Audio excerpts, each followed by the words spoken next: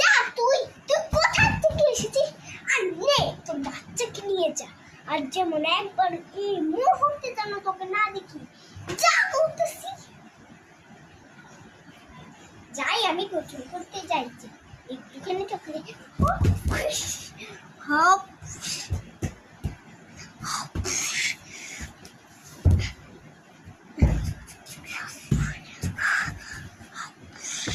hop যাই আমি একটা ডুব দিয়ে